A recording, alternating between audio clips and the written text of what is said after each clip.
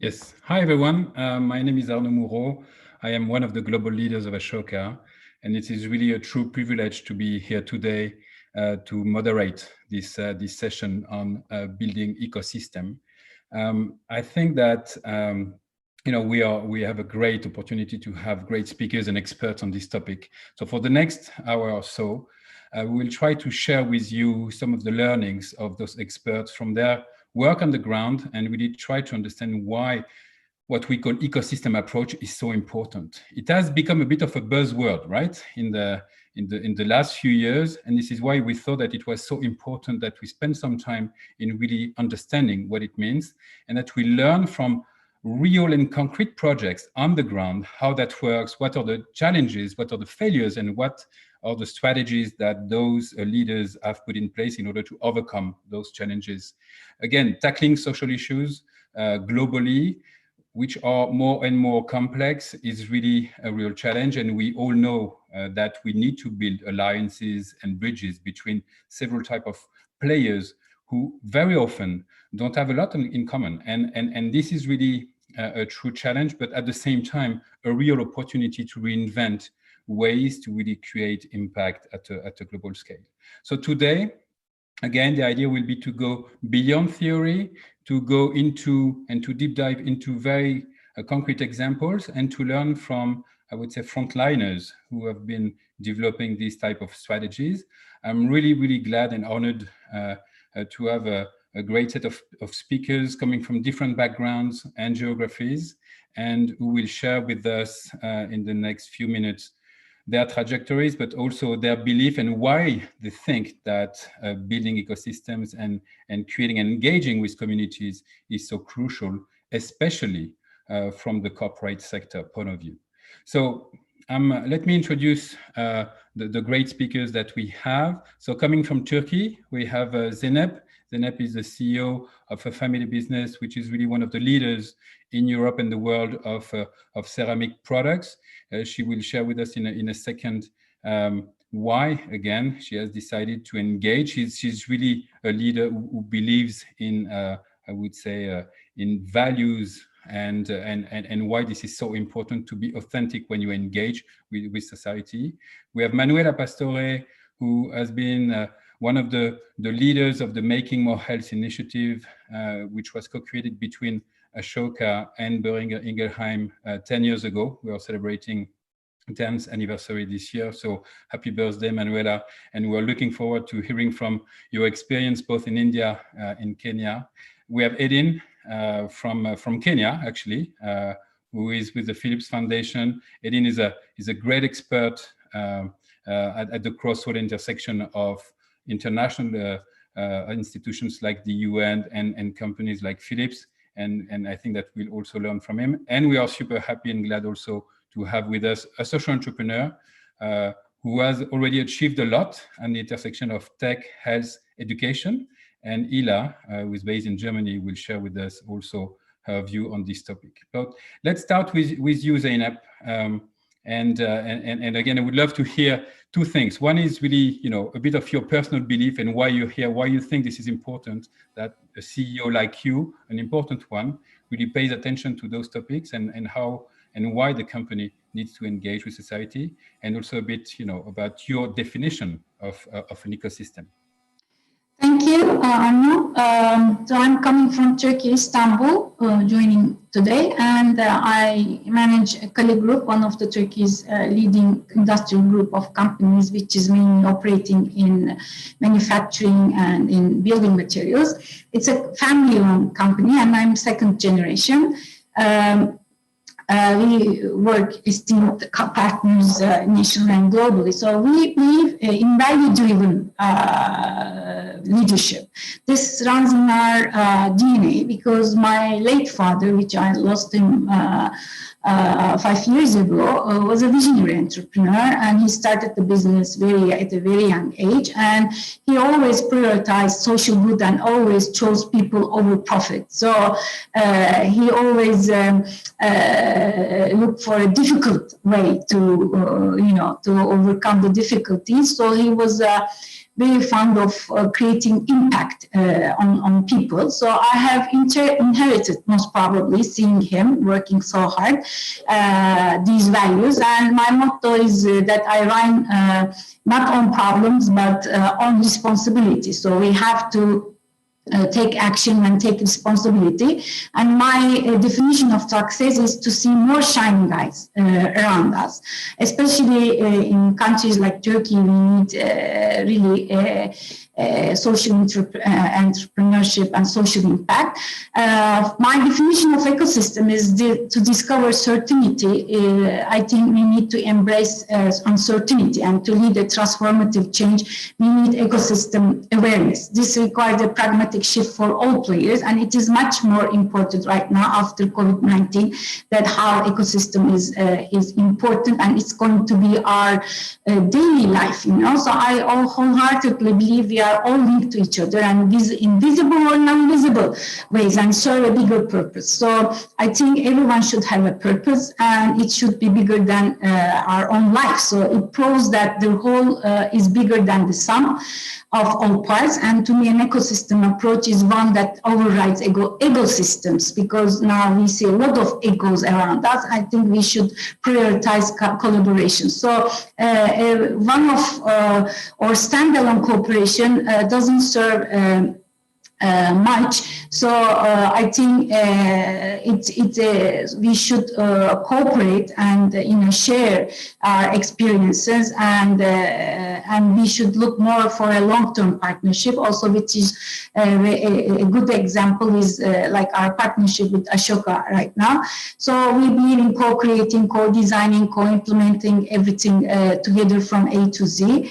And listening is crucial, I think, for ecosystems, while ecosystems like much more talking. So ecosystems strive for vicious circles, which comes from values, and whereas the ecosystems feed on vicious circles, which we are today really suffering, So ability to change direction or adjust pace according to these feedbacks is equally also important. So we should not fall into hero trap, but also with ecosystem approach, we have a new generation of leadership. I think it will be spreading to other areas as well, not only social issues, other areas. So as leaders, we need to use our intuition as well as our knowledge for a more conscious ecosystem approach, and really push it forward. And ecosystem approach requires also listening to the communities, leading ear to their genuine needs, and wants to free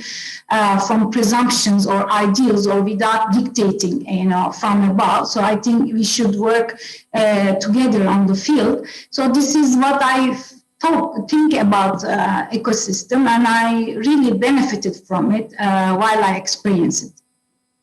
Thank you so much, Deneb. I'm looking forward to hearing more about, how that manifests, on the ground, and I'm sure that you have a wealth of experience to share. Thanks for this. Thank you. Manuela, so we know each other quite well, but I think that what would be fantastic if you could introduce a bit yourself, and also, what's your, approach of ecosystem, what has been a bit of your experience in various regions and what you've learned from it. Yeah, so hello to everyone. My name is Manuela Pastore, and I'm representing the Making More Health initiative driven by Boehringer Ingelheim. And what I mainly do is working with the communities on the ground in India and in Kenya, means with people living close to the poverty line in rural areas and in suburban areas. What I do is I build networks with the communities, with NGOs, with academia, with social enterprises, and other local stakeholders. Yeah? And to build, let's say, a kind of trusted infrastructure. And this allows us to implement solutions in a really impactful way then. So based on this infrastructure, we run also, of course, projects together with our partners, not for them, but with them, which is important.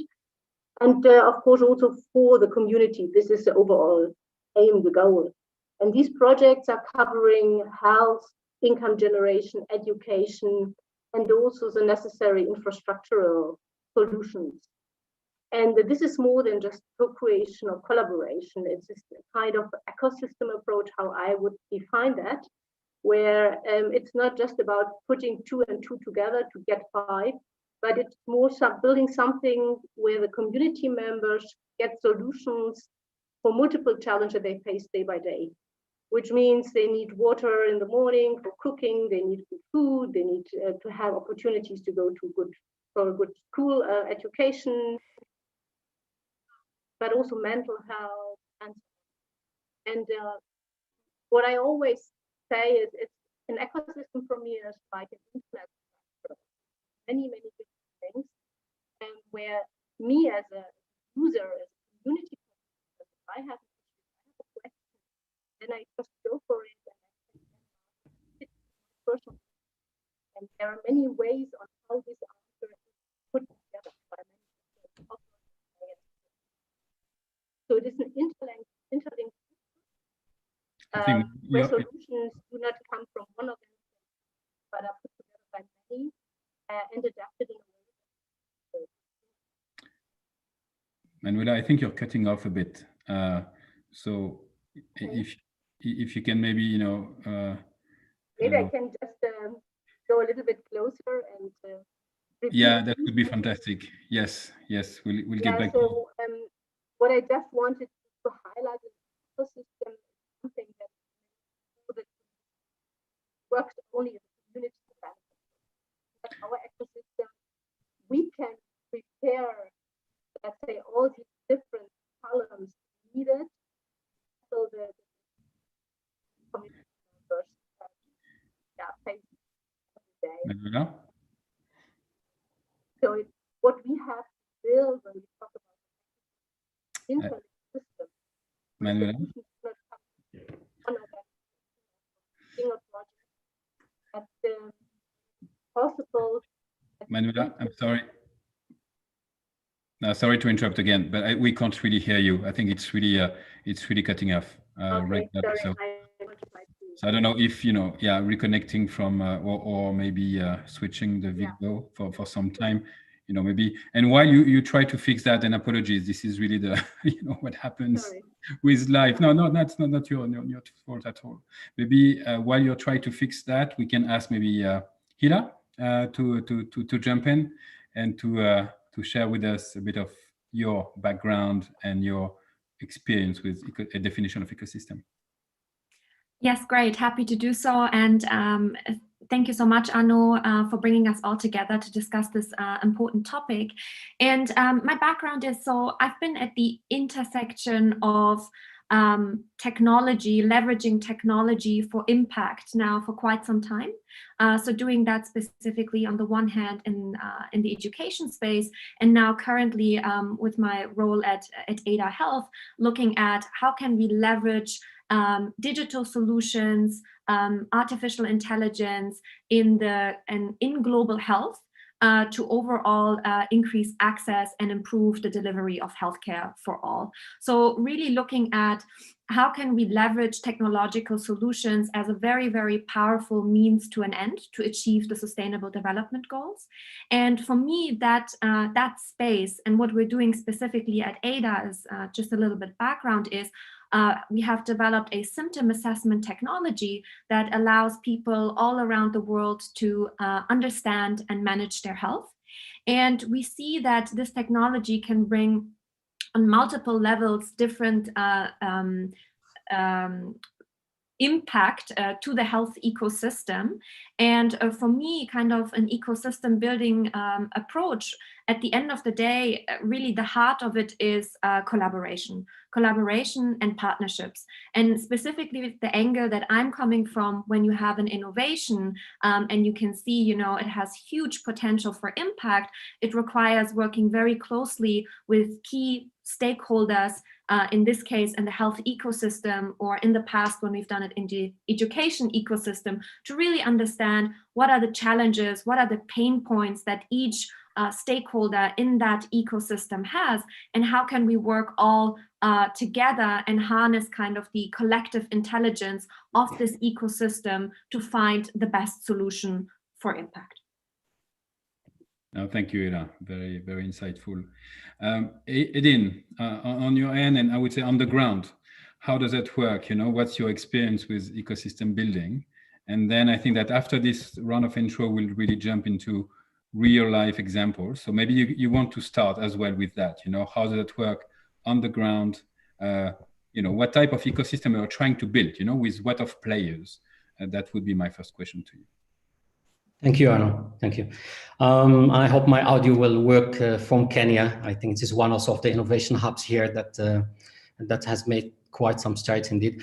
So I'm Edin Sarp. I'm part of the Philips Foundation team. I work closely with the head of the Philips Foundation and the colleagues, the program managers, where we try to identify and technologies or innovations from Philips and from entrepreneurs, social entrepreneurs, and find ways on how we can bring those innovations to the underserved, and try to find models that can really help in the system change.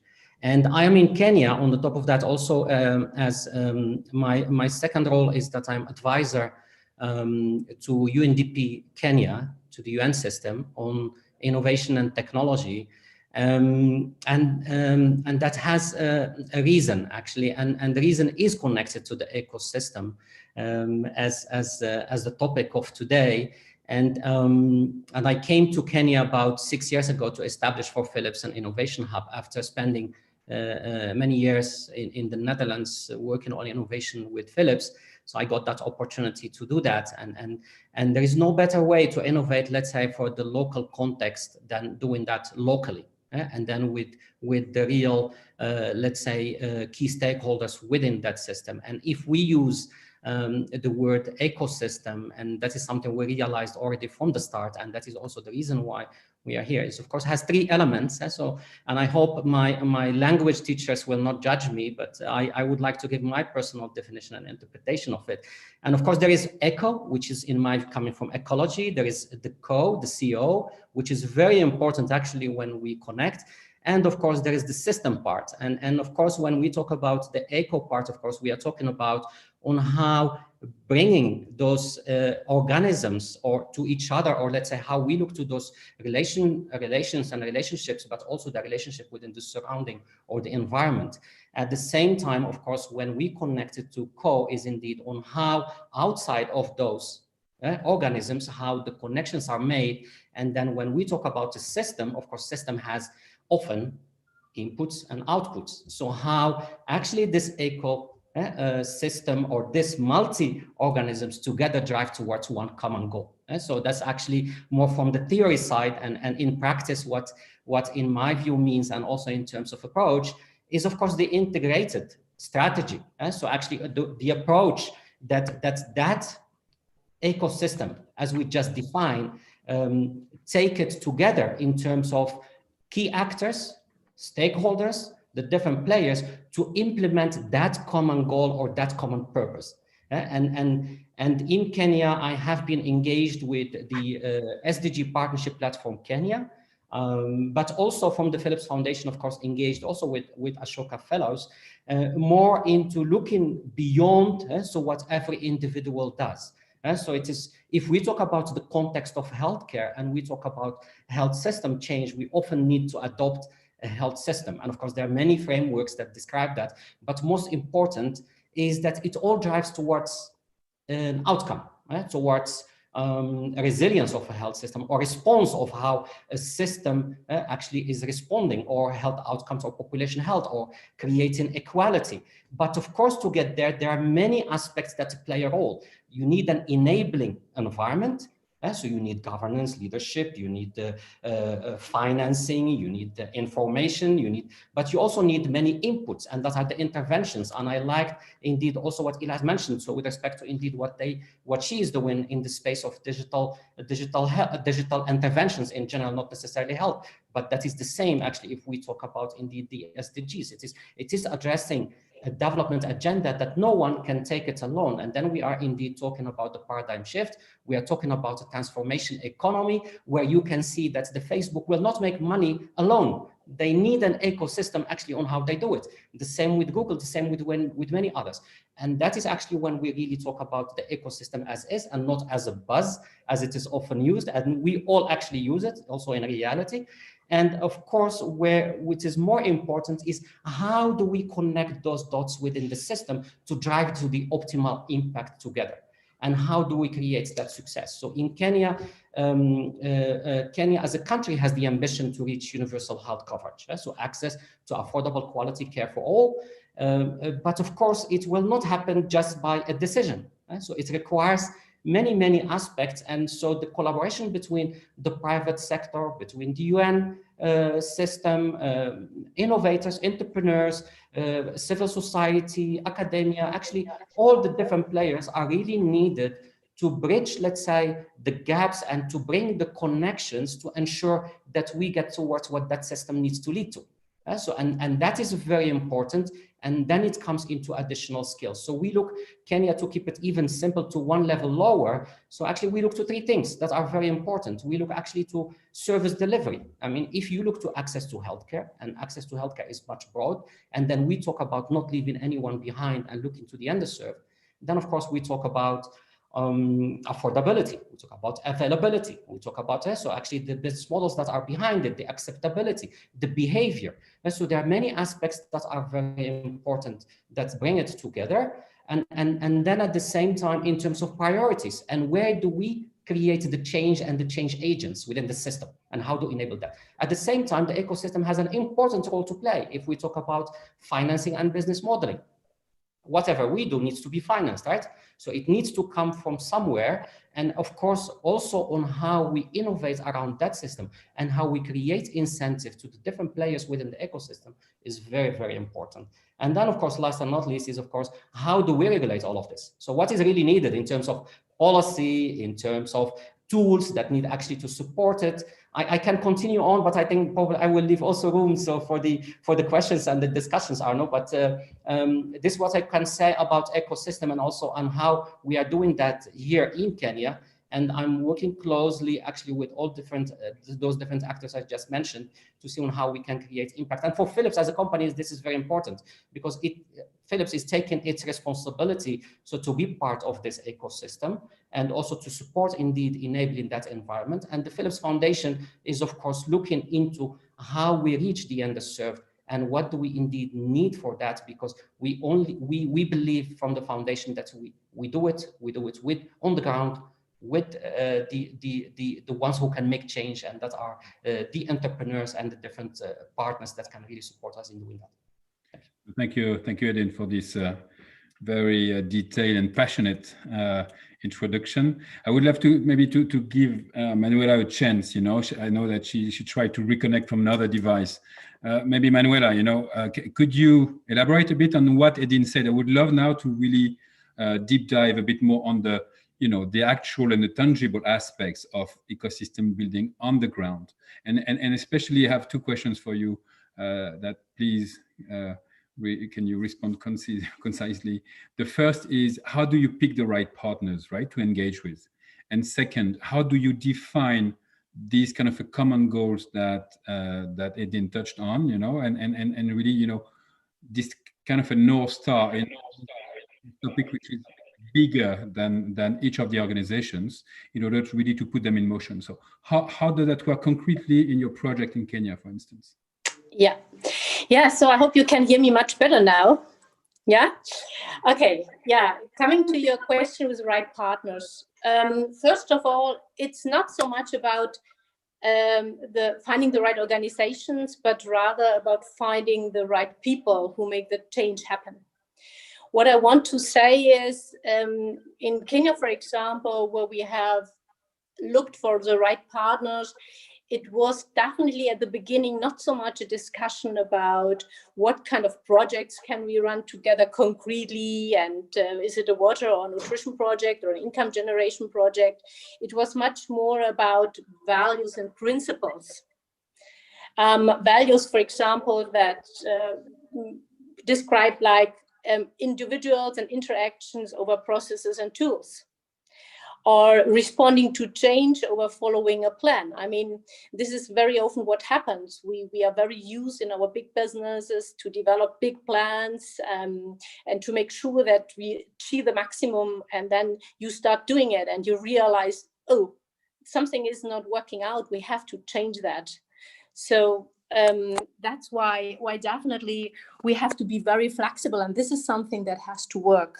Principles such as trust, for example, transparency, and simplicity are really the keys. Yeah, if you want to partner. And let me add just one thought. I think that trust, we have talked so much about what is an ecosystem. Yeah, we have talked so much about us and what we think we should bring in. But what is a very essential element is that you gain the trust by the people you do it for. Be it the NGOs, the social entrepreneurs, but most of all the communities who should benefit from that. And this is something that we easily forget with all our planning, yeah, to build relationships, really trusted relationships.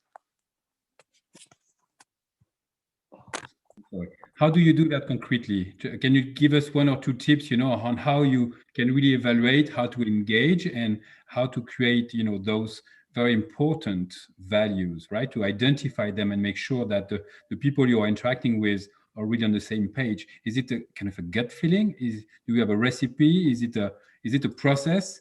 How does that work, in your opinion? I think the most important thing is talking to the communities right at the beginning to understand definitely the needs, but also the wants.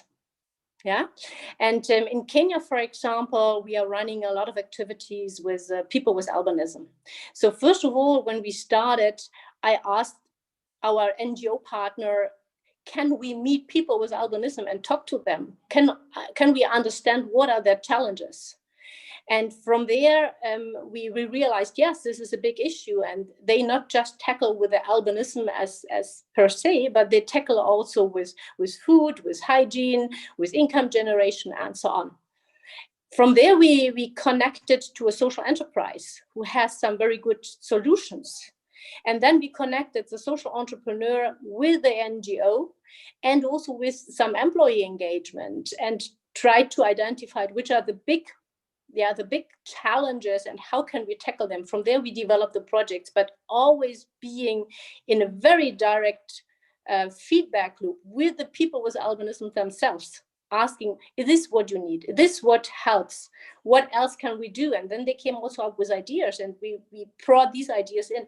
We made these people, the people with albinism, owners also of our projects or of our activities, and gave them the trainer roles, for example. This is how it worked, or how it works very well. Yeah, thank you so much. Zeynep, I'm coming back to you.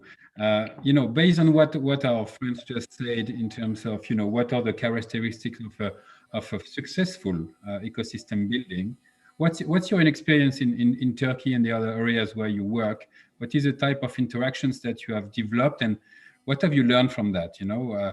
Again, I would love to better understand how you pick the players, how you engage with them, but also what's the decision-making process? What is the right governance, right, for those partnerships? Because I love what you said about, it's not about ecosystem. It has to be really about kind of a shared value and, a co-created process.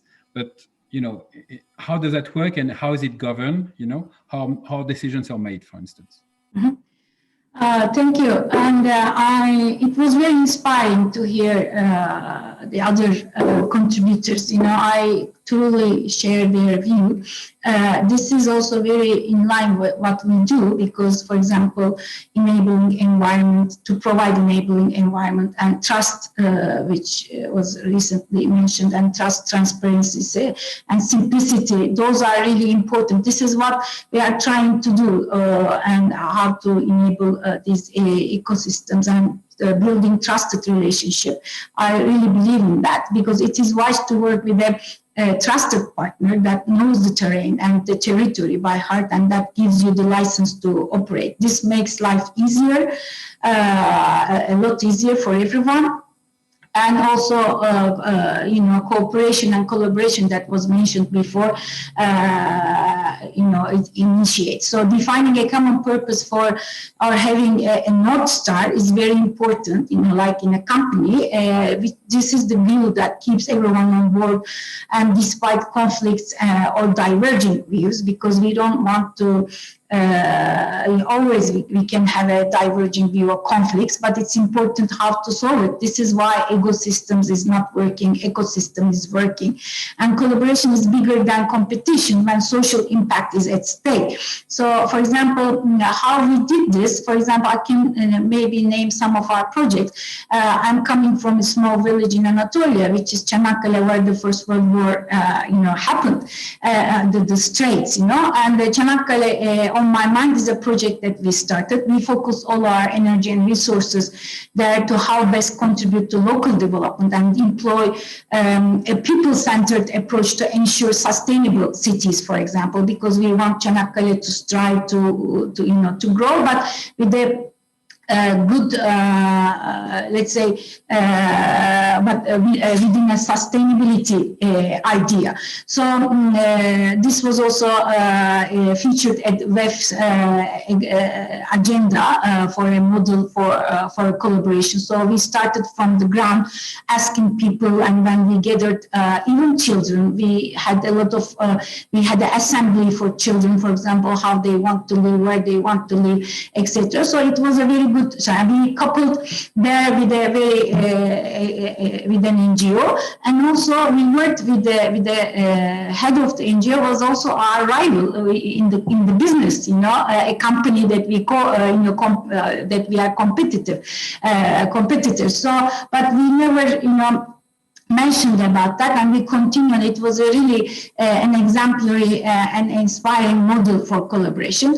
The best showcase of our ecosystem approach also is our IBANBO, the Social Entrepreneurship Award. It's our partner there is Ashoka, and it's our 4th year. I wanted to establish after my father passed away. So we use social entrepreneurship not only as a change maker and architects of future, but also agents of hope. And this year, after COVID, we highlighted the theme of hope, and then that will rebuild a more livable social society.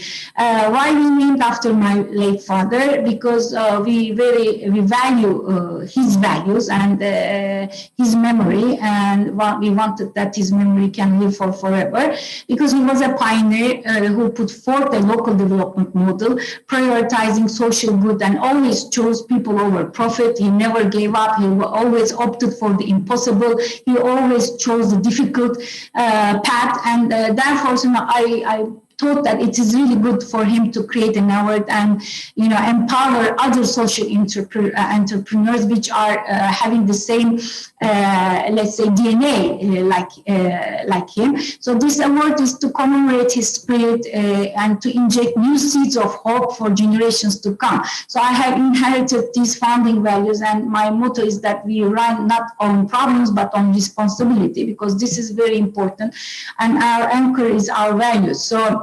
So far, we have 9 fellows. We received this year 1,000 applications from all over Turkey, and we also empower women entrepreneurship. So we try to give them a space. We are happy and proud to have established a highly reputable and credible effort. We are happy to have Ashoka Turkey as our companion, because they bring valuable expertise, experience, and learnings to the table. We wish and hope that our award program is a pioneer in itself also. It is the only award program that has a specific subject, which is collaboration category, and where a single entrepreneur can cooperate with the NGO. We have many models, and each year we give a space to them. This is in itself highlights the importance that we give to the ecosystem approach, which was mentioned before, collaboration. We believe also in authenticity, and being simple and being bold. So we give 2 awards every year. One is symbolic, which we give a seed monument designed by a leading ceramic artist, because we love metaphors. Dealing with ceramics, we appreciate the soil and we are inspired by our roots. So we view social entrepreneurs as agents of hope, and they are the ones that who will carry on the spirit of this effort into the, let's say, future. We also give a monetary award, but it is unconditional. We don't judge, we don't say anything. The award winning social entrepreneur can use it for whichever purpose she or he sees appropriate. So the choice is theirs. We also commit to stand by their side and to lend our corporate support in terms of networking, accounting, communications, mentorship as they progress on their journey. While we continue to recognize and encourage them to go forward and we listen to learn from them. So we established this year a center. It was our first headquarters. We turned into a design and art center. So there we give a hub for them. They can come whenever they want and they can share their views and they can meet. So it's a physical space where they co-create as well. And also we learn through this place from them, and we learn from their needs and try to, push forward actually what you say, what is needed to to do in the field. So it becomes also a part of our integrated strategy. So it is also a good example for our own colleagues, employees that are working in our company, because they learn also from them and they learn how to innovate, because I believe the social entrepreneurs are really good entrepreneurs. And one thing that I really give importance in Turkey, sometimes people, mix social entrepreneurship with a goodwill, or like philanthropy. It's not a philanthropy; it is a business itself, but it works for the good of the society. So they have the aim of having a profit, but they reinvest in the social good that they think. So in Turkey, we have also this, I believe, as a company, this goal to spread this idea in the community, because otherwise, not to give fish and not to teach them how to fish is a big problem, and it's a vicious circle. But we want virtuous circle, as I mentioned in the beginning, with the ecosystem, not ecosystem. So this is what I want to say. Thank you. No, thank you, Zeynep. It's very, very interesting. Hila, I would love to get from your experience how you are building those local ecosystems as well. I think that we have heard it was really about values. It was really about starting from the needs of the people on the ground and not just projecting ourselves what we think they need.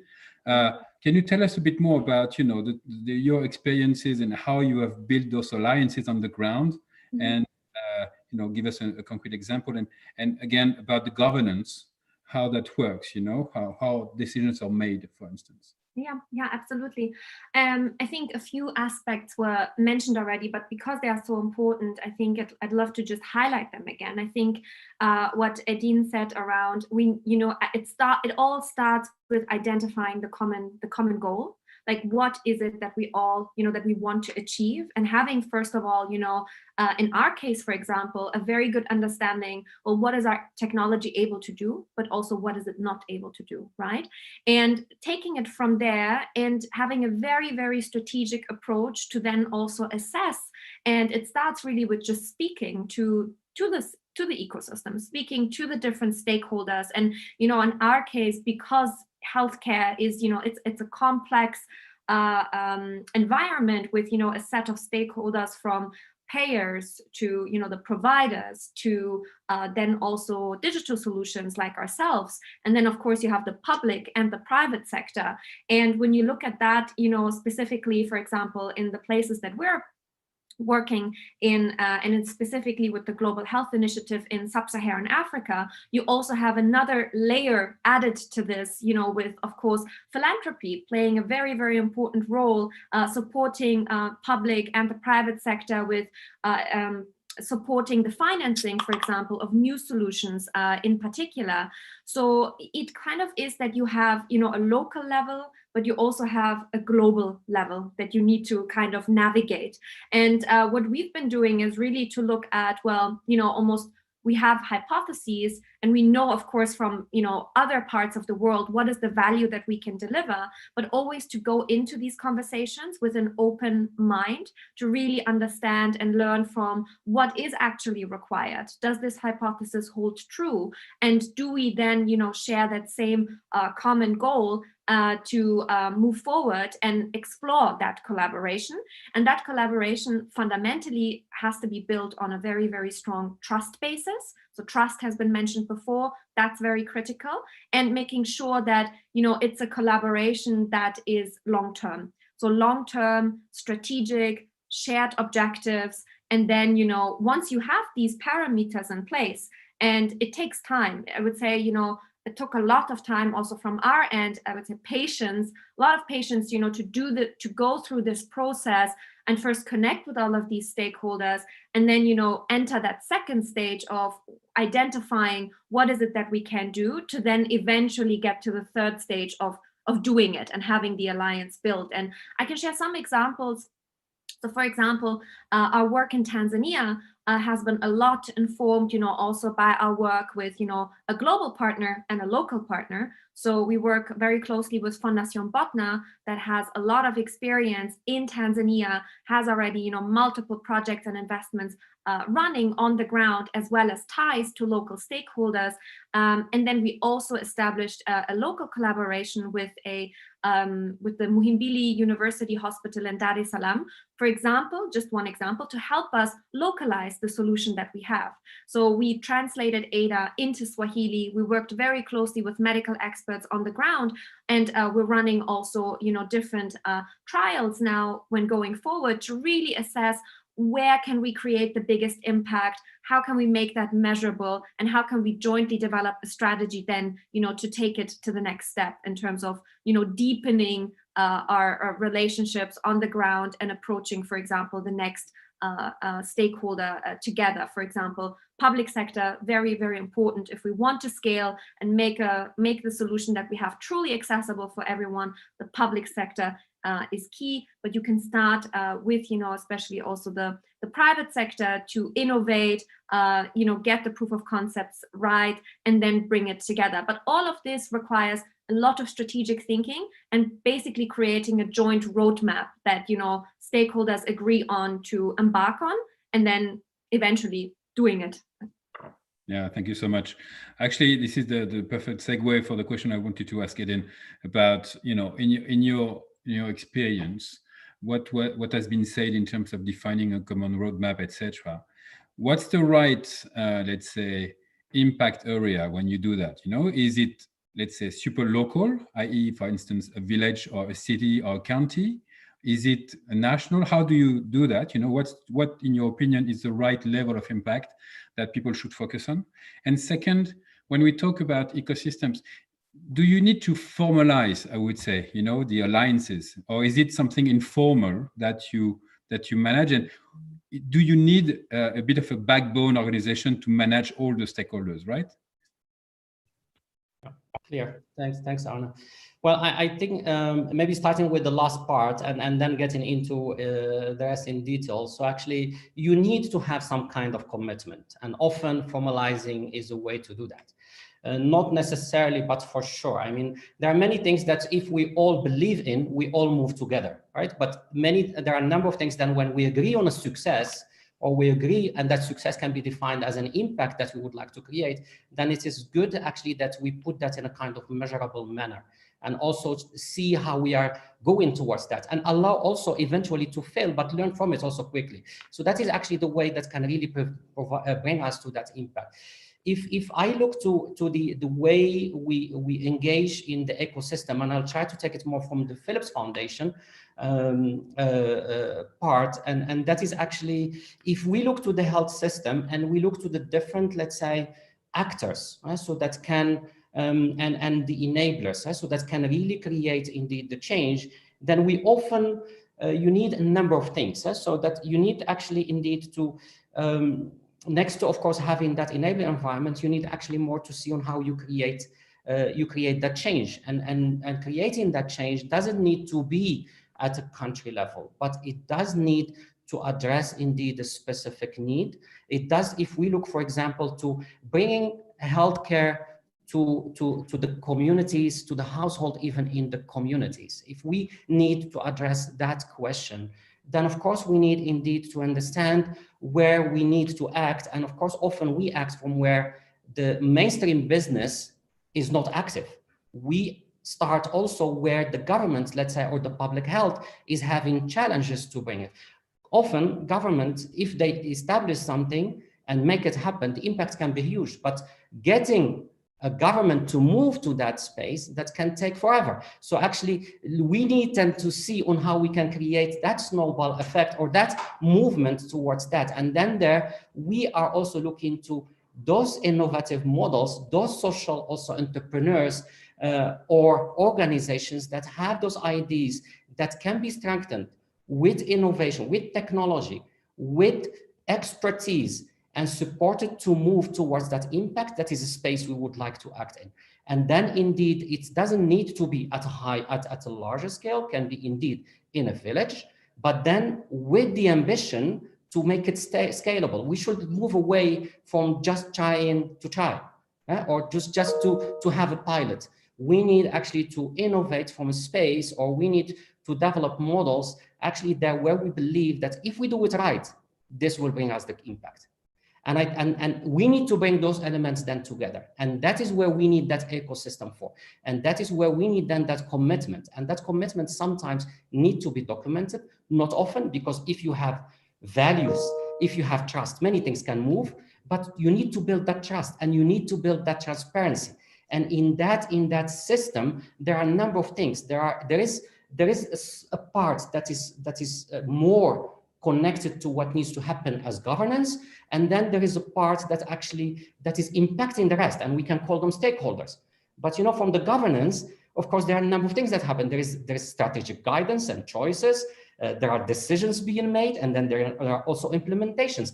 But all those steps that take place will influence all the other stakeholders. So transparency and creating the trust, I think, and continuous feedback or communication will be very key for success. And that is very important in our view on how we can bring that in a kind of tangible way. Yep. Thank you, Eden. So time is really flying, and so interesting that we could probably take 2 days on this topic only. But I would love to give you 30 seconds, no more, before we hand over to the Q&A, to maybe share in 30 seconds, please, 1 or 2 tips in your opinion about building those ecosystems. For those who are listening to us, those who are really interested in this type of approach, what are the 1 or 2 things that they should keep in mind as they go and experiment for that? Any volunteer here? Maybe I start, Chano. Yeah, thank you. Yeah. So I think one of the biggest challenges lies in ourselves, in our systems, in the systems we are living in. Let me explain it very shortly. My company does ABC. The social enterprise does or takes care about X, Y, Z. But if we just stop there, who is then building the linkages? And this is a big difference when we build ecosystems. We have to go beyond our own systems. This is not easy, but this is where innovation and change really comes in. This is just what I want to add here. Thank you, Manuela. I see you nodding, Eden. I can contribute. Yeah, sorry. Yeah. Please. Sorry. I believe that we do not have a magical formula of what works or what doesn't, but I believe that it is a dance. This is what I've been through, by doing by learning, learning by doing. Sorry. And I think the biggest learning is that we are still learning, and I think for the companies like us, it's apparent that companies neither competent nor sufficient to create impact alone. So ecosystems approach is the way to go, and it obviously requires a transformation and the mindset shift in the company itself. And Therefore, for example, we started a certificate program where we try to create awareness and disseminate the social entrepreneurship mindset among our colleagues. So we work with, for example, more and more with Gen Z, and who is, their purpose, I believe, is more.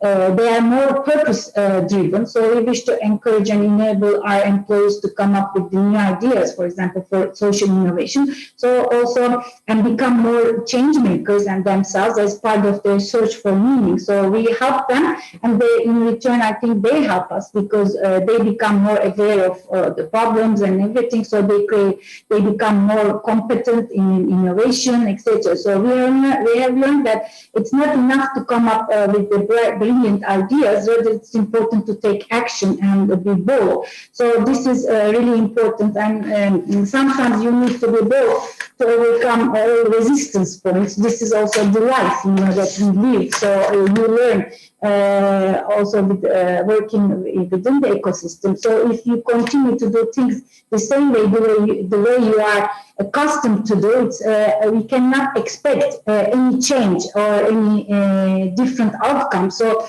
I think we have to change all of us. As a leader, I believe change starts locally, and everyone has the potential to be a change maker. And we call actually upon the business community to take responsibility. So I really like the definition of ecology that I learned today. So if I can get the permission, I want to use it, whenever it's possible. So trust and transparency really is the key. Simplicity, getting out of the complexity is really important. This is true for the business itself as well, but for this ecosystem is much more important. And what Manuela said is relationship is the key. Really, building trusted relationship is the underlying point.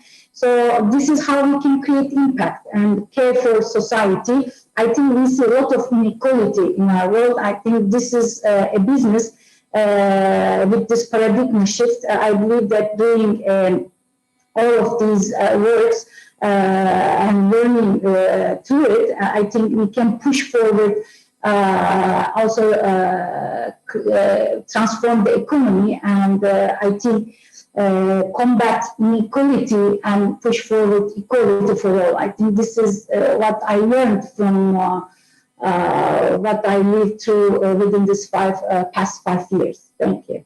Thank you so much, Deneb, for sharing this very ambitious vision for society. Ila and Edin, can you quickly share one tip, and then we go for the Q&A? For sure. I'll try to keep it indeed brief, and just indeed thinking about what we just have said all together. And I do believe that social entrepreneurs can be the game changer towards attaining the attainment of the Sustainable Development Goals. And that is for sure. They act in a space where they can actually create a lot of value where corporates are not active in. And I think that is where the complementarity is, and this is very, very important. The value that the social entrepreneurs can bring is addressing a market that is not in scope of many. And part of it will become a market for the others. And so certainly if we think from the logic on how everyone is acting, at the same time, it requires a bigger ambition from the social entrepreneur to challenge the way we are doing things and to challenge on how we need indeed to do it towards those development goals. And at the same time, it requires from corporates to support social incubation, to support social entrepreneurs actually development with technology, with innovation, with expertise, and of course also financially if needed, because that is actually the way also the future will be created. And I believe that that is the way towards SDGs. Thanks. Thank you. Ila, a final word. Yes, what you were saying, Anna, one advice, right? So I think what I can just reiterate is be highly, highly strategic in your approach. Be aware of what is it that you and your organization brings to the table and what are the pieces that are missing. And then be highly, highly strategic about how can you bring those stakeholders all together and how can you then align and work towards that common goal. And that common goal might be very, very ambitious, but remember, you can break it down into, tangible things. What can we do now? What are we then doing in the midterm? And how, what are we doing in the long term? And that way you can break it down, make it very tangible, and, get partners join you on that journey to get started, and not get caught up, and maybe in a way of that, if things are too far removed, it's sometimes very difficult, to get started. But if you break it down into few tangible things that you can do, within a year, then start with that, and then build towards that that impact. Ambitious yet progressive and sequential. Thank you for that. Erika, I know that we have many questions, and I just want to make sure that we can make justice to some of them. We won't be able to answer all of them, but I'm sure that you guys will be approached on your social networks for sure. Yeah, and so I'll go to the top rated question, which is, how do you include or interact with young people and youth in ecosystems? What are their roles? So I think this is open to the panel, but I'd really love to hear Manuela's take on this, as well as Hila's, knowing that she has a past experience as a young change maker in the Ashoka network as well. Yeah, so what we do is, in our project areas, we run regularly Youth for Venture programs, where we ask students to deliver and to work on solutions for needs that we really have. For example, in the slum areas, on hygiene.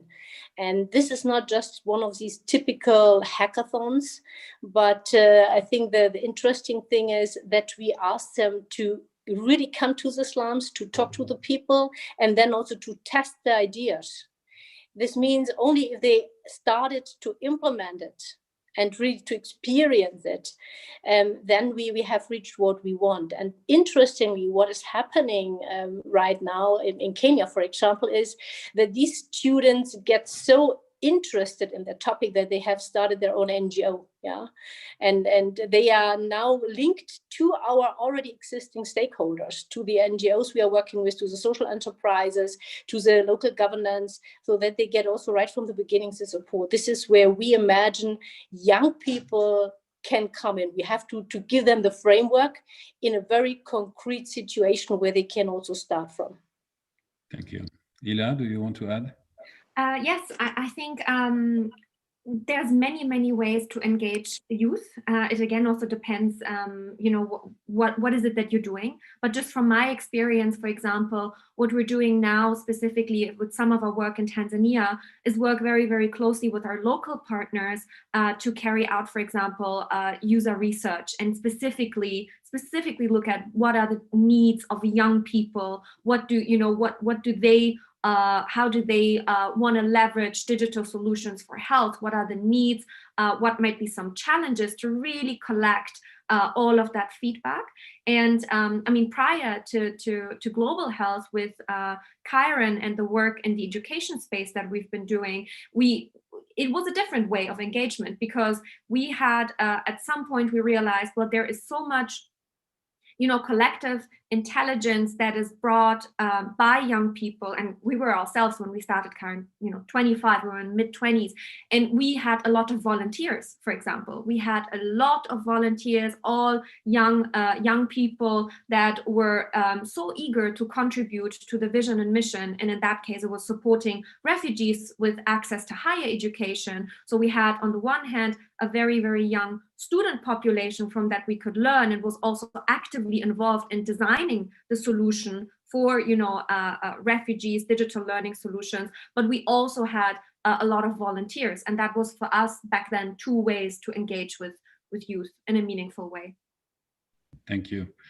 We'll take one last question. Can I contribute to this question?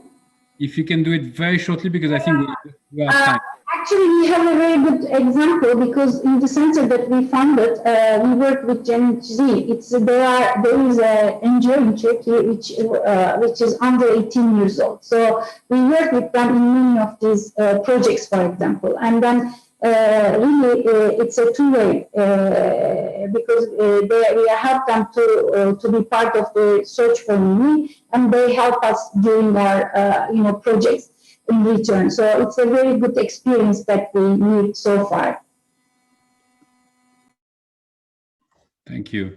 Yelika, do you think we have time for one last one, or shall we conclude? Yeah, we're at time, so I know people might jump off, but I'll go for one more question, and direct this to Dean. And the question is around making these ecosystems sustainable on the ground, and what are the key elements to make local communities sustainable once these ecosystems are established. Yeah, for me, it goes back to the health system. You know, if we, certainly when we talk about the healthcare space, I mean, if we act, so actually towards the same framework that can bring us together, then actually it gets its own place within the system without actually much effort, let's say. If we do beyond, then we need to build the connectors towards what is happening, or we need to think indeed about sustainability models on how to make it owned, either within the communities or within the government. But for certain, we need also to have indeed entrepreneurs or organizations that can really drive it. And I think that is also very important as well. So it's for me, it connects to that common good that we all drive into towards to, and it is very important. I haven't been able, so in our session, to mention, let's say, partners and entrepreneurs we are working with, including from Ashoka, because when you love, let's say, your kids, it is difficult to mention one and forget the others. Yes, no, thank you so much for this. And I know that, and I apologize, there are many remaining questions that we won't be able to answer today. But, you know, again, I think that you guys will be approached separately, probably through your LinkedIn accounts or emails, etc. So I really want to thank you all for this great conversation. Again, it could last much longer, but I'm sure that we'll have new opportunities. What I just take away from this conversation today is that this is really a matter of, you know, having and defining a common goal and having a North Star, you know, which is really, you know, specify, you know, on a given territory or aspect of a given system. It's not just about process, it's about values. It's really about making sure that you can really, you know, deeply trust people, engage with them, and create a very transparent process in which you're allowed to fail as well. And I think that this links to the fact that this is a learning journey. This is not, you know, you don't have one recipe that you can apply just like that. You have to basically learn as you go with the right people, and make sure that you know, you have time to reflect on how it works and to improve constantly. And last but not least, it also starts with identifying the local needs and really being able to be ambitious yet humble, and really, as Ila said, you know, going there progressively with various steps and baby steps in order to achieve those big goals. And again, it has to be sustainable. I think that, you know, again, we could split each of those topics into one specific, you know, session. But I really wanted to thank you all for your great insights. I hope that for those who have been listening, it has been insightful and it will encourage them to follow your path. And again, thank you for your honesty and your generosity in sharing your learning. So have a great rest of the Changemaker Summit, and I'm sure that we'll connect in the near future again. Thank you so much.